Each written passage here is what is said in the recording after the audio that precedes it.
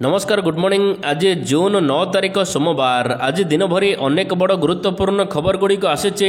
चाषी मानक प्रति मासरे मिलिबो 3000 टंका आवेदन करंतु।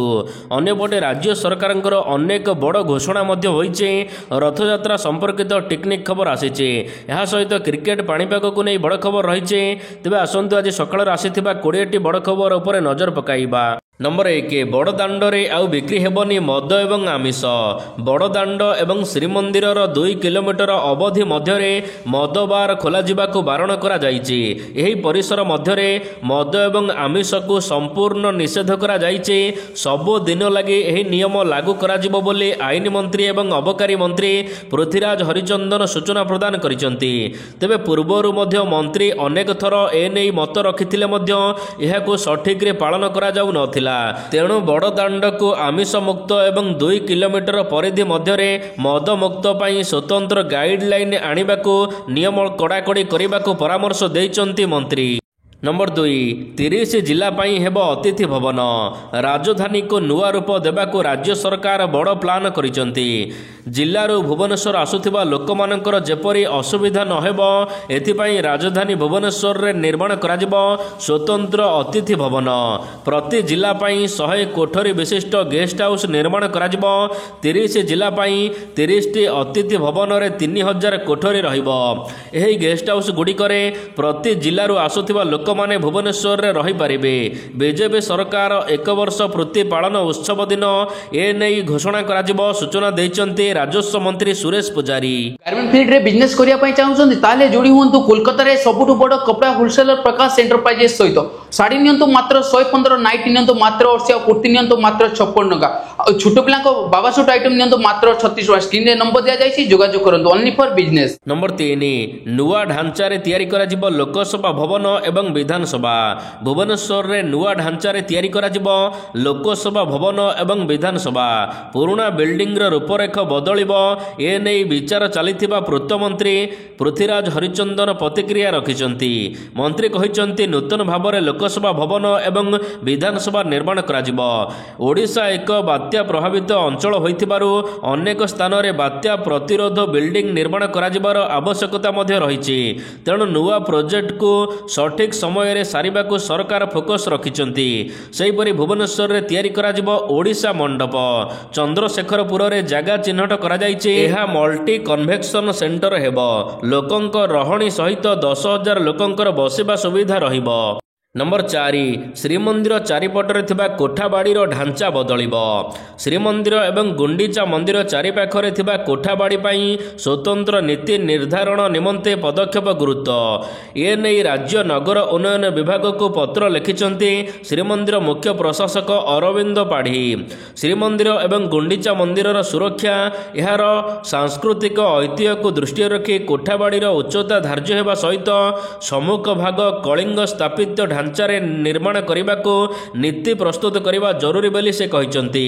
सेहीपरि कोठाबाड़ी गुड़िकरे व्यवहार करा जाउथिबा नाम फलक एवं विज्ञापन उपरे मध्य कटकणा लगाजिबा आवश्यक। यह सहित समग्र अंचल रे आध्यात्मिक वातावरण को बजाय रखिबाको सौंदर्यकरण तथा खाली स्थान व्यवहार को नहीं मध्य एने स्वतंत्र नीति प्रणयन करने को राज्य सरकार को अनुरोध करिसंती श्रीमंदिर मुख्य प्रशासक। नंबर 5 भुवनेश्वर रे हेबो अंडरग्राउंड मेट्रो। भुवनेश्वर रे हेबो भूतल मेट्रो सूचना देइचंती पूर्त विभाग मंत्री पृथ्वीराज हरिचंदन। भूतल मेट्रो पाई नुआ अलाइनमेंट तयारी होई नाही। नगर उन्नयन विभाग अलाइनमेंट करिबा परे भूतल रेल पाई नुआ संभावना सृष्टि हेबो। भुवनेश्वर रे एलिवेटेड मेट्रो हेबो नाही, संपूर्ण भूतल मेट्रो निर्माण करा जिवो। एलिवेटेड हेले भुवनेश्वर सहरर सौंदर्य नष्ट होई जिवो। तेणु एहाको अक्षुण्ण रखिबाकु भूतल मेट्रो करिबाकु योजना प्रस्तुत करा जाउछि। ए नै नगर उन्नयन विभाग कार्य आरंभ करिछि बोली सूचना दैचंती पूर्त मंत्री। नंबर 6 आसुची लघुचाप। पुणी आसुची आउ एक लघुचाप। खरा गरमरू मिलिब स्त्राही। बंगोपसागर रे सृष्टि होई पारे घूर्णिबलय। एहार प्रभाव रे राज्य रे वर्षा संभावना थिबा सूचना प्रदान करिछि पाणीपाग विभाग। पाणीपाग विभागर सूचना अनुसार आसंता 13 तारिख पर्यंत अनेक जिला को येलो वार्निंग जारी करा जायछि। तेबे आज 26 जिला को मध्य येलो वार्निंग जारी करिछि पाणीपाग विभाग। तेबे आसंता सप्ताह रे लघुचाप सृष्टि हेबा नै ବଙ୍ଗୋପସାଗରରେ ଆକଳନ କରୁଛି ପାଣିପାଗ ବିଭାଗ। ନମ୍ବର 7 ସ୍ନାନ ପୂର୍ଣ୍ଣିମା ପାଇଁ ଟ୍ରାଫିକ୍ ଆଡଭାଇଜରି ଜାରି। ସ୍ନାନ ପୂର୍ଣ୍ଣିମା ପାଇଁ ପୁରୀ ପୋଲିସ ପକ୍ଷରୁ ଟ୍ରାଫିକ୍ ଆଡଭାଇଜରି ଜାରି କରାଯାଇଛି। 10 ତାରିଖ ସନ୍ଧ୍ୟାଠାରୁ ଲାଗୁ ହେବ ଟ୍ରାଫିକ୍ କଟକଣା। ମେଡିକାଲ ଛକଠାରୁ ଶ୍ରୀମନ୍ଦିର ଯାଏ 4 ଚକିଆ ଯାନ ଉପରେ କଟକଣା ଲଗାଯିବ। 2 ଚକିଆ ଯାନ ପାଇଁ ମାର୍କେଟ ଛକ ମ୍ୟୁନିସିପାଲିଟି ମାର୍କେଟ କମ୍ପ୍ଲେକ୍ସରେ ପାର୍କିଂ ବ୍ୟବସ୍ଥା କରାଯାଇଛି। ଭୁବନେଶ୍ୱର ଆଡ଼ୁ ଆସୁଥିବା 4 ଚକିଆ ଯାନଗୁଡ଼ିକ ଜେଲ୍ ରୋଡ୍ ଶରଦାବାଲିରେ ପାର୍କିଂ କରିବେ। କୋଣାର୍କ ପଟୁ ଆସୁଥିବା ଯାତ୍ରୀମାନେ ଶରଦାବାଲିଠାରେ ପାର୍କିଂ ବ୍ୟବସ୍ଥା କରାଯାଇଛି। ବ୍ରହ୍ମଗିରି ଆଡ଼ୁ ଆସୁଥିବା ଗାଡ଼ିଗୁଡ଼ିକ ଯାତ୍ରିକାରେ ପାର୍କିଂ କରିପାରିବେ। ପୋଲିସ ପକ୍ଷରୁ ଜାରି କରାଯାଇଥିବା ଟ୍ରାଫିକ୍ ଆଡଭାଇଜରିକୁ ପାଳନ କରିବାକୁ ପୁରୀ ଏସ୍ପି ଅନୁରୋଧ କରିଛନ୍ତି। ନମ୍ବର 8 ଓଡ଼ିଶାରେ ବଢ଼ିଲା କରୋନା ଆକ୍ରାନ୍ତଙ୍କ ସଂଖ୍ୟା। ଦିନକୁ ଦିନ ଦେଶ ଏବଂ ରାଜ୍ୟରେ କରୋନା ଆକ୍ରାନ୍ତଙ୍କ ସଂଖ୍ୟା ବୃଦ୍ଧି ପାଉଛି। ଏବେ ଓଡ଼ିଶାରେ 45 ଜଣ କରୋନା ଆକ୍ରାନ୍ତ ଚିହ୍ନଟ ହୋଇଛନ୍ତି। ଏମାନଙ୍କ ମଧ୍ୟରୁ କଟକରେ 22 ଜଣ ଆକ୍ରାନ୍ତ ଚିହ୍ନଟ ହୋଇଛନ୍ତି।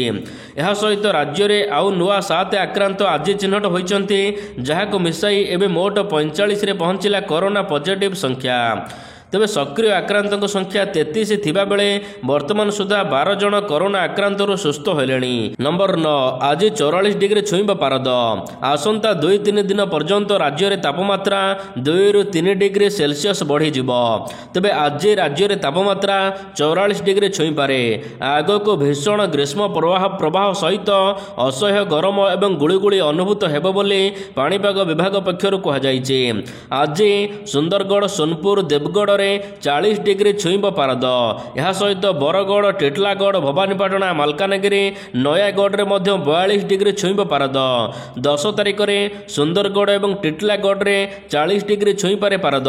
ତେବେ ଆଜି ରାୟଗଡ଼ା, ମାଲକାନଗିରି ଏବଂ କୋରାପୁଟ ଜିଲ୍ଲାରେ ଅପରାହ୍ନରେ ବିଜୁଳି ଘଡ଼ଘଡ଼ି ସହିତ ବର୍ଷା ହୋଇପାରେ। ନମ୍ବର 10 ଏଆଇ ନଜରରେ ରହିବ ପୁରୀ ସହର। ସ୍ନାନଯାତ୍ରା ପୂର୍ବରୁ ସମୀକ୍ଷା କଲେ ପୁରୀ ଏସ୍ପି। ସ୍ନାନଯାତ୍ରାରେ ଶୃଙ୍ଖଳିତ ଦର୍ଶନ ପାଇଁ ତତ୍ପର ପୋଲିସ। ଏଆଇ ଛାଉଣୀରେ ରହିବ ପୁରୀ ସହର। ଏଆଇ କ୍ୟାମେରା ଦ୍ୱାରା ସର୍ଭିଲାନ୍ସ ବ୍ୟବସ୍ଥା କରାଯାଇଛି। 100ରୁ ଅଧିକ କ୍ୟାମେରା ଲାଗିବ। ତେବେ 24 ଘଣ୍ଟିଆ ନଜର ରଖିବ ଏଆଇ। ଶୃଙ୍ଖଳିତ ଦର୍ଶନ ପାଇଁ ବ୍ୟାରିକେଡ୍ ବ୍ୟବସ୍ଥା ମଧ୍ୟ କରାଯିବ। ଏପଟେ ବଡ଼ଦାଣ୍ଡ ଏବଂ ବେଳାଭୂମିରେ ଫୋର୍ସ ମୁତୟନ କରାଯିବେ। ସ୍ନାନଯାତ୍ରା ଦିନ ପୁରୀରେ ମୁତୟନ ହେବେ 70 ପ୍ଲାଟୁନ ପୋଲିସ ଫୋର୍ସ। ଏନେଇ ସୂଚନା ଦେଇଛନ୍ତି ପୁରୀ ଏସ୍ପି ବିନୀତ ଅଗ୍ରୱାଲ। ନମ୍ବର 11 $500 ବିଲିୟନ ଅର୍ଥନୀତି ହେବ ଓଡ଼ିଶା। ଲୋକସଭା ଭବନରେ ଶିଳ୍ପପତି ଏବଂ ଉଦ୍ୟୋଗୀଙ୍କ ସହିତ ମୁଖ୍ୟମନ୍ତ୍ରୀ ମୋହନ ଚରଣ ମାଝୀଙ୍କ ଆଲୋଚନା। ରାଜ୍ୟରେ ଶିଳ୍ପର ବିକାଶକୁ ନେଇ ଆଲୋଚନା ହୋଇଛି। ବୈଠକରେ ଶିଳ୍ପମନ୍ତ୍ରୀ ସମ୍ପଦ ସ୍ୱାଇଁ ଏବଂ ଶିଳ୍ପ ସଚିବ ମଧ୍ୟ ସାମିଲ ହୋଇଥିଲେ। ଆଲୋଚନା ପରେ ମୁଖ୍ୟମନ୍ତ୍ରୀ କହିଛନ୍ତି, ଶିଳ୍ପପତିଙ୍କ ସହିତ ଆଲୋଚନା ହେଲା। ଉତ୍କର୍ଷ ଓଡ଼ିଶାରେ 17 ଲକ୍ଷ କୋଟି ଟଙ୍କା ପ୍ରସ୍ତାବ ଆସିଥିଲା। 13 ଲକ୍ଷ କୋଟି ଟଙ୍କାର MOU ହୋଇଛି। ଖୋର୍ଦ୍ଧା ଜିଲ୍ଲାରେ 6,000 କୋଟିର ଗ୍ରାଉଣ୍ଡ ବ୍ରେକିଂ ହୋଇଛି। ଏଠାରେ 30,000 ଲୋକମାନଙ୍କୁ ନିଯୁକ୍ତି ସୁଯୋଗ ମିଳିବ। କଳିଙ୍ଗନଗରରେ ଲକ୍ଷାଧିକ କୋଟି ଟଙ୍କାର 14ଟି କମ୍ପାନୀ ପାଇଁ ଶିଳାନ୍ୟାସ ହୋଇଛି। ଢେଙ୍କାନାଳରେ ଶିଳ୍ପ ପାଇଁ ଗ୍ରାଉଣ୍ଡ ବ୍ରେକିଂ କରାଯାଇଛି। ଗଞ୍ଜାମ ଛତ୍ରପୁରଠାରେ 12ଟି କମ୍ପାନୀ ସହିତ MOU ସାଇନ୍ ହୋଇଛି। ନମ୍ବର 12 ଶିଳ୍ପାୟନରୁ ଆରମ୍ଭ କରାଯିବ ବର୍ଷ ପୂର୍ତ୍ତି। ମୋହନ ସରକାରଙ୍କୁ ବର୍ଷେ ପୂରଣ ହେବ। ବର୍ଷ ପୂର୍ତ୍ତିକୁ ସ୍ମରଣୀୟ କରିବାକୁ ରାଜ୍ୟବ୍ୟାପୀ ପାଳନ କରିବାକୁ ଯୋଜନା କରୁଛନ୍ତି ରାଜ୍ୟ ସରକାର। 11 ଦିନ ଧରି କଳା ବିଭିନ୍ନ ସ୍ଥାନରେ ସଭା, ଏହା ସହିତ ସମାବେଶ ସମ୍ମିଳନୀ କରିବାକୁ ରାଜ୍ୟ ସରକାର ଯୋଜନା କରିଛନ୍ତି। ଏପରିକି ମୋହନ ସରକାରଙ୍କର ବର୍ଷ ପୂର୍ତ୍ତି ଉତ୍ସବରେ ସାମିଲ ହେବାକୁ ଓଡ଼ିଶା ଆସିପାରନ୍ତି ପ୍ରଧାନମନ୍ତ୍ରୀ। ସମସ୍ତଙ୍କୁ ଚମକାଇ ଦେଇ ଶାସନକୁ ଆସିଥିବା ମୋହନ ସରକାର 1 ବର୍ଷ ପୂରଣ କରିବାକୁ ଯାଉଛନ୍ତି। ଏଥିପାଇଁ 12 ତାରିଖରୁ ଜୁନ୍ 21 ତାରିଖ ପର୍ଯ୍ୟନ୍ତ 11 ଦିନ ଧରି ଚାଲିବ ପୁରା କାର୍ଯ୍ୟକ୍ରମ। ଜୁନ୍ 20 ତାରିଖରେ ଜନତା ମଇଦାନରେ ଆୟୋଜିତ ହେବ ରାଜ୍ୟସ୍ତରୀୟ ବର୍ଷ ପୂର୍ତ୍ତି କାର୍ଯ୍ୟକ୍ରମ। ନମ୍ବର 13 କୃଷକମାନଙ୍କୁ ପ୍ରତି ମାସରେ ମିଳିବ 3,000 ଟଙ୍କା। କେନ୍ଦ୍ର ସରକାର କୃଷକମାନଙ୍କର ଆର୍ଥିକ ଅବସ୍ଥା ସୁଧାର ଆଣିବାକୁ ନୂଆ ଯୋଜନା କରିଛନ୍ତି। ପ୍ରଧାନମନ୍ତ୍ରୀ କିଷାନ ମାନଧନ ଯୋଜନା। ଏହି ଯୋଜନା ଅଧୀନରେ 60 ବର୍ଷ ବୟସର କୃଷକମାନଙ୍କୁ ପ୍ରତି ମାସରେ 3,000 ଟଙ୍କା ପ୍ରଦାନ କରାଯାଉଛି, ଯାହାକି ବର୍ଷକୁ 36,000 ଟଙ୍କା। ତେବେ ଏହି ଯୋଜନାର ଲାଭ ପାଇବାକୁ ହେଲେ କୃଷକମାନଙ୍କୁ ନିଜ ବୟସ ଅନୁସାରେ 55 ଟଙ୍କାରୁ 200 ଟଙ୍କା ପର୍ଯ୍ୟନ୍ତ ଜମା କରିବାକୁ ପଡ଼ିବ ପ୍ରତି ମାସ। ଆଉ 60 ବର୍ଷ ହେବା ପରେ କୃଷକମାନେ ପ୍ରତି ମାସରେ 3,000 ଟଙ୍କା ପେନସନ ପାଇବେ। ତେବେ ଯେଉଁ ଚାଷୀମାନେ ଆବେଦନ କରିବାକୁ ଚାହୁଁଛନ୍ତି ସେମାନଙ୍କର ବୟସ 18 ବର୍ଷରୁ 40 ବର୍ଷ ମଧ୍ୟରେ ହୋଇଥିବା ଆବଶ୍ୟକ। କୃଷକଙ୍କ ନାମରେ 2 ହେକ୍ଟର କିମ୍ବା ଏହାଠାରୁ କମ୍ କୃଷି ଜମି ଥିବା ଜରୁରୀ। ନମ୍ବର 14 ମିଡିଲ୍ କ୍ଲାସ୍ ଲୋକମାନଙ୍କ ପାଇଁ ଖୁସି ଖବର।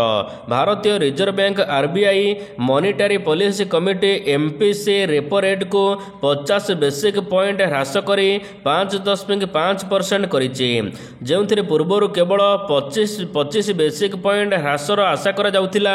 ଏହି ନିଷ୍ପତ୍ତି ମଧ୍ୟରେ ମଧ୍ୟବର୍ଗର ଲୋକମାନଙ୍କ ପାଇଁ ବଡ଼ ଖୁସି ଖବର ଆସିଛି।